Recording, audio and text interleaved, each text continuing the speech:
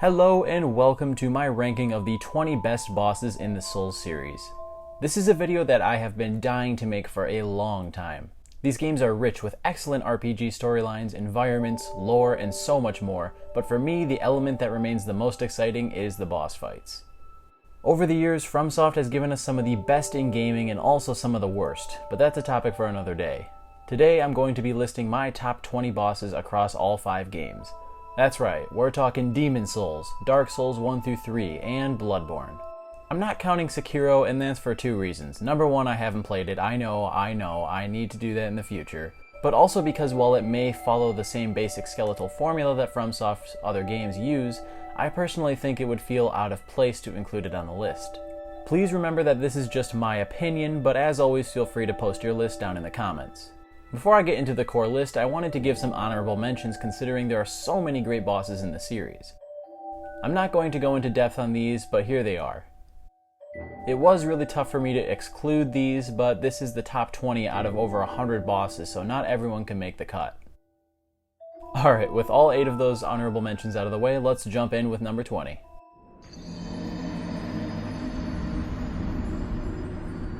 One of the hardest bosses in Dark Souls 2 remains one of the best in the series. The FUME Knight's arena isn't particularly memorable, and neither is the soundtrack, but the fight against the FUME Knight is just so damn fun.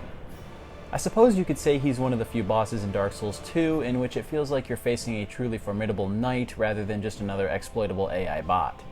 The FUME Knight does move pretty slow compared to many of the bosses on this list, but Dark Souls 2 as a whole has a bit more slower combat. But the FUME Knight is accurate and hard-hitting. In terms of difficulty balance, this is probably the best that Dark Souls 2 has to offer. The FUME Knight is just a fine example of an enemy that has completely fair mechanics but still poses a huge challenge. I love the thrill of rolling through his attacks so much that in my most recent playthrough I used a bonfire aesthetic on him 4 times before proceeding to New Game Plus. My desire to fight this boss over and over again may be partially due to the fact that the bonfire is right next to the boss room, but in a game that's overstuffed with poorly designed bosses, this is definitely one of its hidden gems.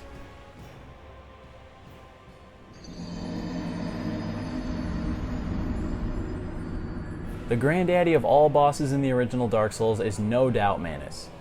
For me, what makes this fight so great is the combat. He doesn't have the same tension-filled build-up that the other DLC bosses have, but he's quite possibly the toughest of them all. To a certain extent, it feels like MANUS has no true weakness, other than god-level skill, of course. Most of his attacks involve him swinging his wildly disproportionate arms around and fisting you into the earth. He also possesses some dark magic that can easily obliterate you, but you can actually use the silver pendant to deflect these. This is a really nice reward for players who fully explored Ulasil. As for MANUS' other attacks, you simply need to learn the roll timings to avoid his wrath. There isn't a shield on Earth that's strong enough to block his arms, and the arena isn't quite large enough to considerably distance yourself from him. I always appreciate a boss that has no immediate weakness or method to cheese it, and MANUS checks those bosses without question, making him a truly formidable foe to end this amazing game on.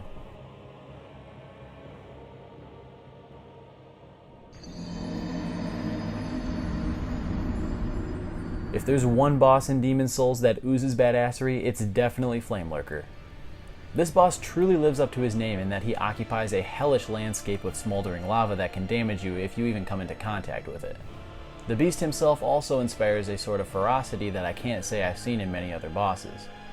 FLAMELURKER is absolutely relentless compared to other Demon Souls bosses, and his brutal AoE hits make it difficult to use iframes to simply dodge under his arms like seasoned players such as myself are used to thanks to other Souls bosses. As a game music junkie, I also must admit that I love both versions of FLAMELURKER's theme. I feel that both are fitting to their respective versions of the battle. While the original was a bit more dark, gloomy, and depressing, the remake version is more propulsive and epic. This is also one of the few bosses in Demon Souls that was genuinely challenging for me to defeat, and for that he fits nicely into the number 18 spot.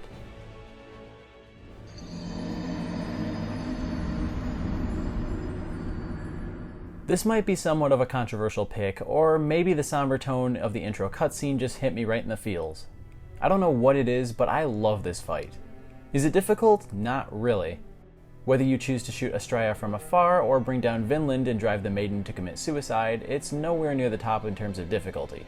But taking into consideration the beautiful music, lore implications, and the feeling you get after striking Honorable Vinland down is just downright tragic. I've seen a lot of people say they hate the arena for this fight, and that's understandable. It mainly takes place on a narrow ledge that leads down to the Maiden's play grid and perch. For me, this is actually the perfect arena to elevate the cinematics of this fight. Vinland is quite literally blocking your path to ASTRAEA, and he barely budges from that post. So while this may be one of the weaker fights in the series in terms of combat mechanics, for me it's easily one of the most memorable. I always try to applaud FromSoft when they try something new and hit a home run with it, and this is certainly one of those cases in my opinion.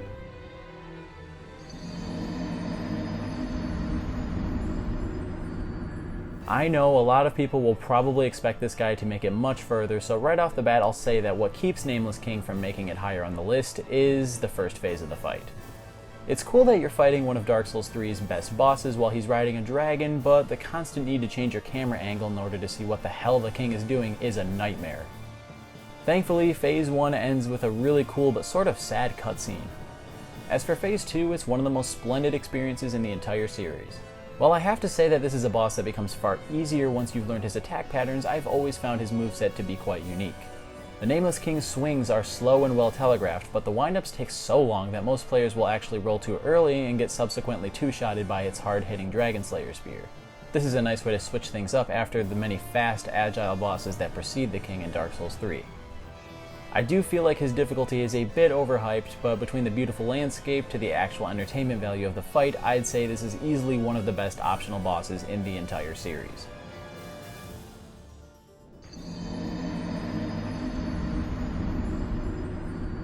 You always want your game's final boss to stick the landing, and boy is GEHRMAN one hell of a thrilling way to end Bloodborne. Of course, there is a secret boss that can be accessed after fighting GEHRMAN, but for me he'll always be the OG. One of the things that makes him a great character overall is his essential role in the game's story.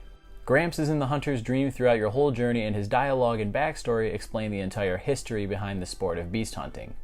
He's also rightfully one of the hardest bosses in the main game. The fight is sort of like the final exam of hunter fights, which is exactly what the final boss should be. He attacks very similar to what you'd expect from another player, which makes the fight feel far more personal.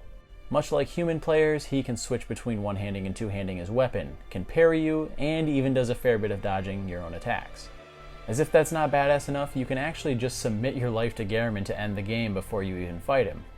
This is overall just an excellent execution of a boss that embodies everything you've fought through to get to it.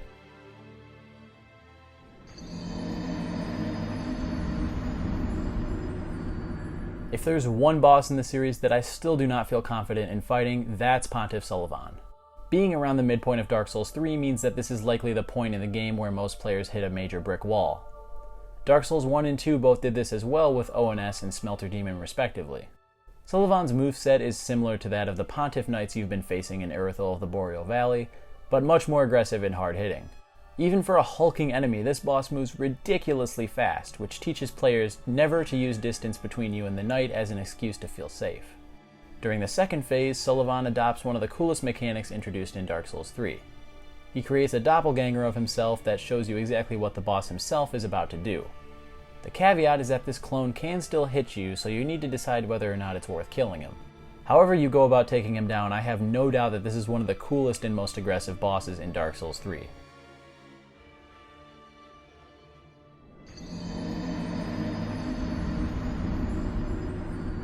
It's difficult to make a gank fight feel fair to the player, but at the same time challenging to overcome.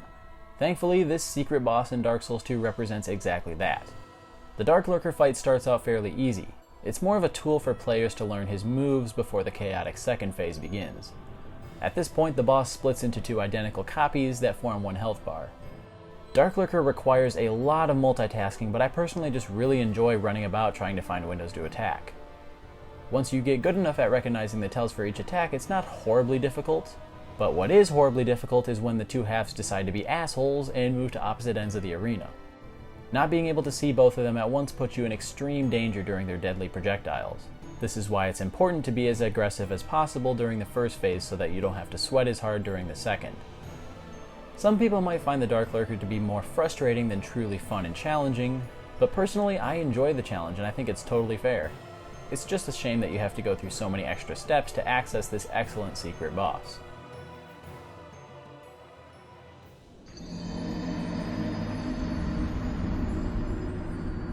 While I personally love this boss, I can see how some people view it as nothing more than a giant heap of fan service. But for me, there's no better boss to end the Dark Souls trilogy on than the Soul of Cinder. This guy is meant to encapsulate everything the player has faced thus far in the series. What makes him really awesome is that he has multiple different forms that he can switch between, many of which feel almost like hardcore NPC fights. And the only one I outright despise is the Falchion. Seriously, when he does this, I just back away and wait him out because it's really hard to dodge through that thing.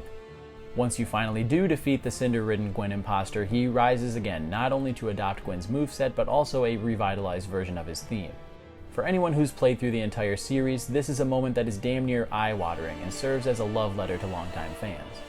Soul of Cinder isn't the toughest boss in Dark Souls 3, and upon subsequent replays I do wish he was a little bit harder. But damn if it isn't one of the best and most enjoyable fights to end the trilogy on in terms of the base game.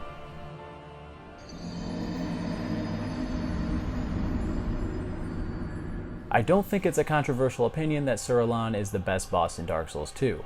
Despite the run-up being an absolute hellhole, as soon as you reach the Fog Gate, this experience is pure fire.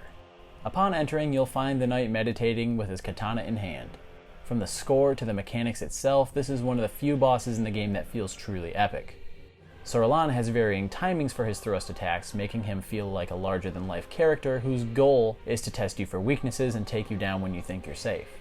He also has one thrust attack that gives him a temporary damage boost if you're hit by it.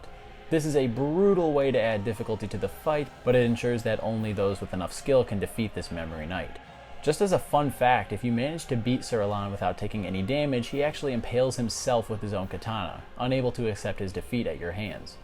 I've never managed to do this due to the difficulty of the fight, but I can only imagine it's a pretty badass feeling to drive the Iron King's noble right-hand man to commit seppuku.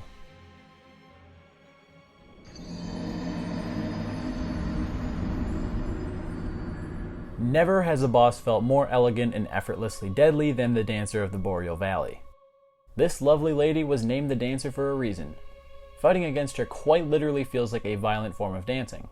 Each combo she possesses is fast, calculated, and seemingly never-ending. In between her attacks, she gracefully sizes you up, waiting for the next opportunity to strike you down. Beyond my love for the opening cutscene and the appearance of this gorgeous creature, it's also just a really enjoyable battle. Depending on when you fight her in your run, the difficulty of the Dancer may vary, but never do I find her easy. The only real hack for making her easier is to stand behind her, but even that is only a temporary solution to dish out some damage. There may be 4 Dark Souls 3 bosses that exceed the Dancer in this ranking, but only by a hair because this boss is amazing. This just tells you how much I love these games and the bosses within.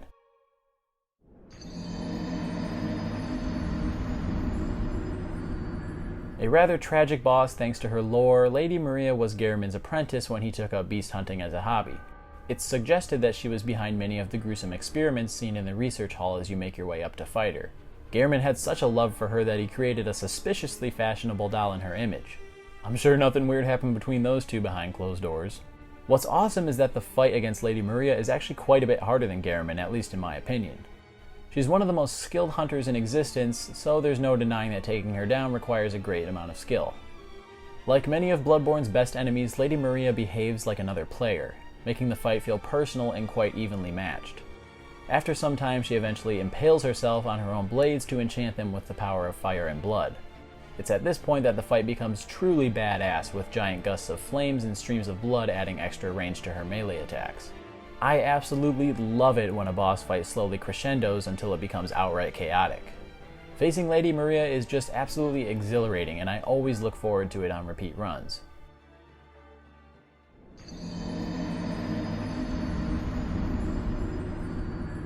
Overall, I'd say that the Ashes of Ariandel DLC is a bit disappointing, but at least the final boss of it all is one of the best in the series. I suppose you could compare this fight to Ornstein and SMOUGH, but unlike most bosses, ONS included, this fight has 3 phases with 3 completely separate health bars. Not only is that intimidating, but it's also incredibly shocking the first time you attempt the battle and realize you're far from finished. Phase 1 is similar to the first phase of the Lady Maria fight, only harder because Dark Souls 3 movement controls aren't quite as fluid as they are in Bloodborne, making it difficult to dodge Friede's attacks. Once you surpass this phase, you have to fight Friede again, but this time with Father Ariandel puttering around at the same time. There are a plethora of different strategies you can use during this phase, and that's one of the many things about this boss that I love. Still, it can be a bit frustrating to be clobbered with a giant goblet filled with lava while you try to dodge Sister Friede's razor-sharp scythe. Thankfully, Phase 3 brings the fight back down to a 1v1, in which Friede gains some dark enchantment to make for an epic final stand. Just as a tip for people who are struggling with this boss, just try out a different weapon. Trust me, I speak from experience.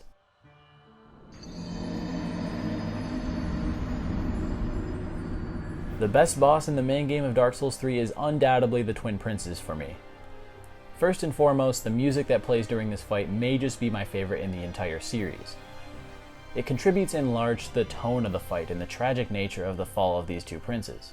Both of these guys are cripples, which makes you feel pathetic when they beat you senseless. LORIAN is the aggressor, while LOTHRIC clings to his brother's shoulders and flings magic at you from afar during the second phase. LORIAN is no slouch though. He's a master in the art of sword fighting and is capable of teleporting to you if you try to escape his wrath. I remember this being one of the toughest bosses in Dark Souls 3 during my first run in the game, but upon subsequent runs it has become a bit easier.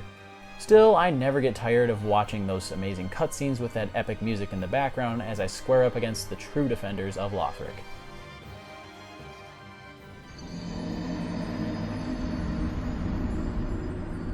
Holy shit, this guy. The Orphan of Kos is by far the toughest boss in the entire series, at least in my opinion. While there are other insanely challenging bosses in the series that feel unfair and designed with mechanics to purposely piss off players, this one is very doable, but it takes a damn lot of practice because you need to be pretty much flawless in your dodging in order to not get obliterated by the Orphan's placenta. While fighting this boss did actually frustrate me, almost to the point of saying I would never give this boss praise if I actually beat it eventually, there's no feeling in Bloodborne that can even compare to finally defeating this monstrosity. I'm not going to go deep into his moves because they're mostly variations of his birth sack bombardments with the occasional lightning shower, and if you've even attempted this guy once, you know exactly what I'm talking about. The Orphan can be parried, and while this often trivializes bosses in Bloodborne that are vulnerable to it, I don't find it to be particularly reliable in this fight. My best advice is to take it slow and savor every moment because this is truly one of the coolest fights in the series.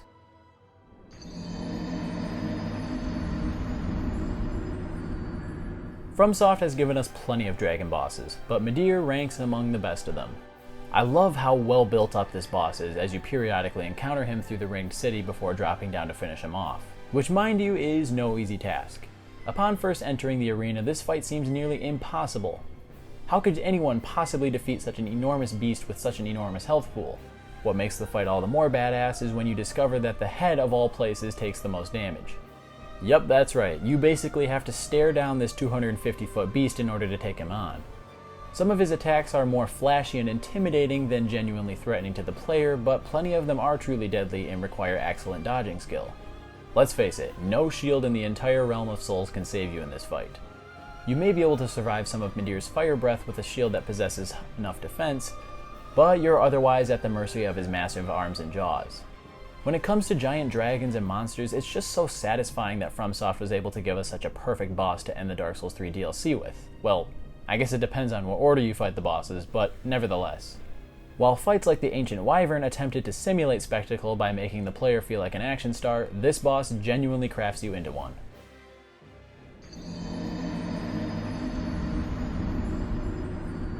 This formidable foe may be similar to the likes of Sir Alonne and the Penetrator, but in addition to being quite epic, this fight is also extremely tragic.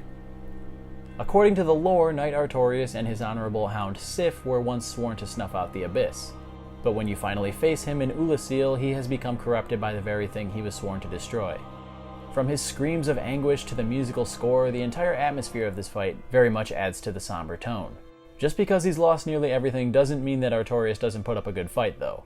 He's probably the most difficult to kill swordsman in the entirety of Dark Souls 1, and his moves require a great deal of skill to dodge. Artorias can also buff his attacks if you don't stagger him out of his abyss-ridden AoE. If this happens, you'll take absolutely insane damage from him. This is a nice tool to teach players that instead of backing off to avoid the AoE, you need to snap him out of it. In my first run, I died so many damn times before I figured this out. That, among many other things in this fight, is just great game design. And there's no denying that this epic encounter was a huge inspiration for later fights in the series, in addition to standing strong on its own.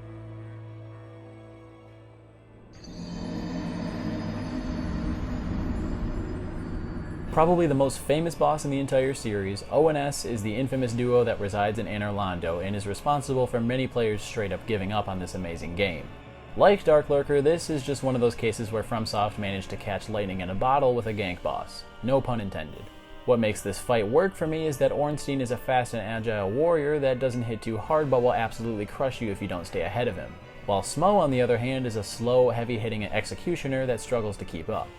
They perfectly balance out one another, which allows the player to use various different strategies to beat the first phase. I also love that phase 2 will be drastically different depending on which one you kill first. I had never actually faced buffed Ornstein until my most recent run, but it's safe to say that I find it to be much harder than buffed SMOUGH. In addition to the gameplay, the atmosphere in this fight is excellent, from the color scheme to the royal soundtrack and the pillars that serve as your only shield against Mighty SMOUGH's hammer. There's just something so beautiful and perfect about how Anor Londo slowly builds up to such an incredible experience, ultimately ending with one of the best bosses in the entire series. This duo is truly iconic.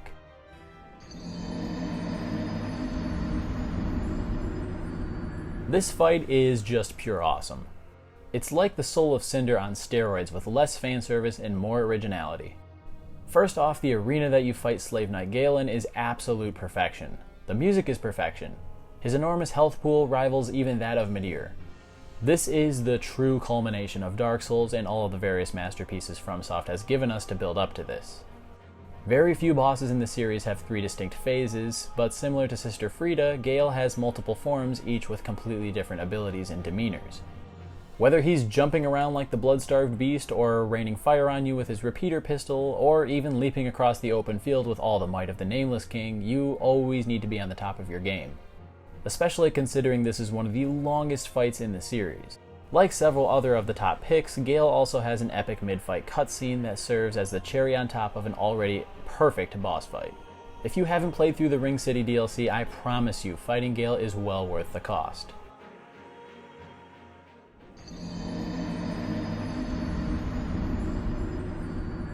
This might come as a surprise to some people, but yeah, this is my number 1.